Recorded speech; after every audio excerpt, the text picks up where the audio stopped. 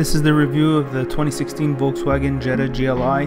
This is kind of like the little brother of the Golf GTI, and it's basically a whole lot more Jetta.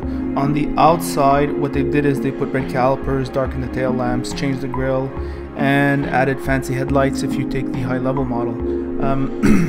The car looks very conservative. I don't know why I had the feeling that, I felt like it felt add-on. The sporty elements seemed add-on this body. These are the optional 18-inch wheels. They should really be standard. All in all, the car looks very conservative, and that appeals to a lot of people. It's definitely the uber conservative sports sedan from the exterior.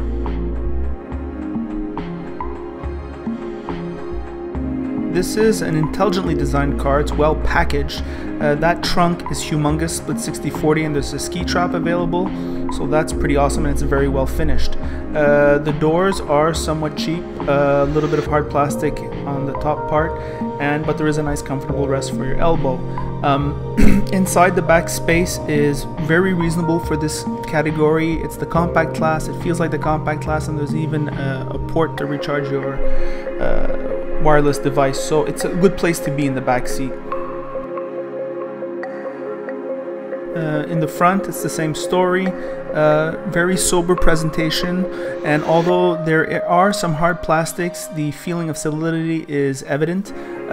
Looking inside, same basic layout as the GTI, except they traded up the black gloss, and the GTI has the carbon fiber trim. Here's the black gloss. The seats are slightly less bolstered, it seems, and are more comfortable, I felt. Inside, you'll find there's interior ambient lighting scheme. The control weights are nice. They're sporty-ish. It's perfect. Volkswagen does that, I think, almost better than everyone. However, it doesn't feel like the $35,000 or $36,000 car that this is. It feels maybe like it's overpriced by 5 to 10%. The sound system, the Fender sound system, is awesome as always, and the engine does 9.8 in the city, 7 liters on the highway, 210 horsepower, 207 pounds of torque, and I can't find anywhere if it takes premium or regular gas. Here's my thoughts on the road. So the question I'm asking in this video is this an upgrade into the world of sports sedans? The short answer is yes. I think there's enough here to be considered a premium sports sedan. Now, the model we're driving is the high-end model, and in Canada that goes for $35,000 plus tax, maybe 34 something, whatever, $35,000 plus tax.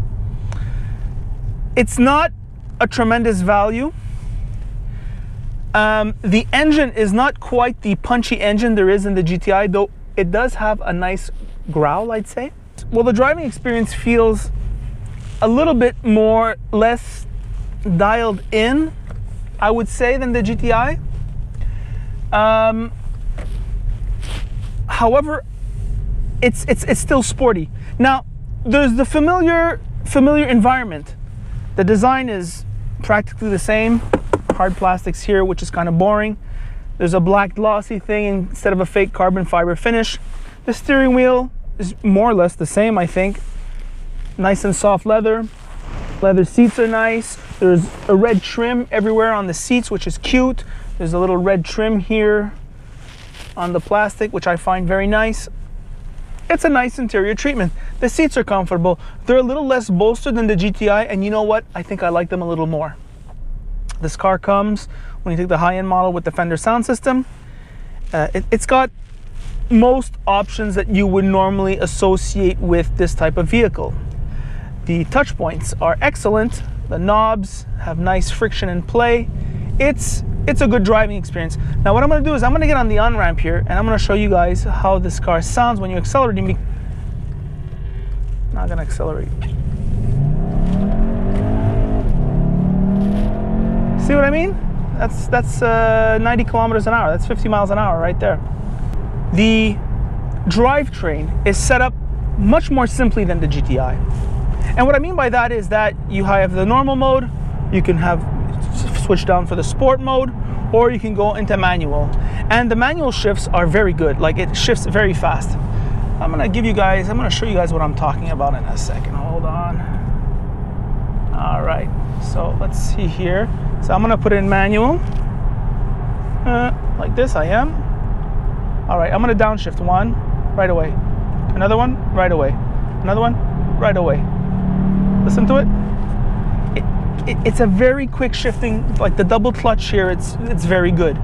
Okay, so the transmission is fine. I'm sick of these cars that have like all these modes. Just give me a regular and a slightly sporty, and I'm gonna be fine with that. There's no droning with this car. What I mean by that is that often the automatic transmissions are set up so that when you're driving in the city, it'll shift to a too high a gear, whereas when you press a bit on the gas pedal, you're gonna get like this massive drone. It won't downshift. It doesn't have this car. It drives well in the city. The transmission drives well in the city. There's plenty of room here. It's a compact. It's not a full size. It's a compact, but there's plenty of room in here. I have a lot of place for my legs. The seat goes back. Ross has no problem getting in here. In the back seat, very reasonable room for the compact. It's a Jetta, all right? Jettas have gotten bigger, and now they're fine.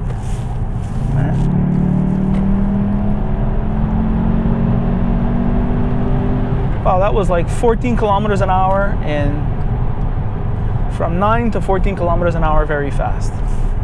So the engine, even though it has less torque, it's still sports sedan quality. The handling, well, I can't really test that during the winter because it's got winter tires, and I just can't do it. But it feels sporty enough that the steering feels dialed in. I mean, you can tell that I'm sure I can beat this car. Like I know when I get into a car, when I can beat it and it'll be fine. And this is definitely one of those cars.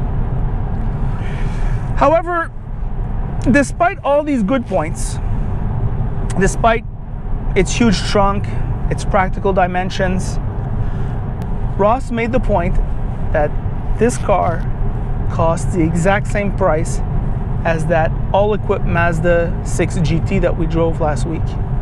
And he said, you know, what would you take? And I said, wow, that's a tough one. That's a tough one. I think I'd go for the Mazda 6 GT instead of this car. Would I recommend this car? Well, I'd recommend it as a lease.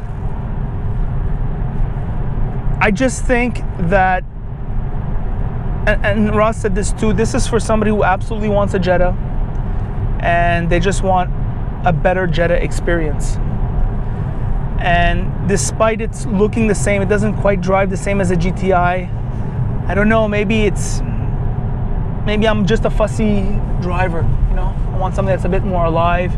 The exterior styling is a bit too, the Jetta body is too toned down for me. And when they try to make this car look sportier, it looks, I don't want to say tacky, but it looks added on. Listen, it's a great car, it's just not clicking with me. That's the bottom line. I mean, I just think that at that price, there's a lot more options.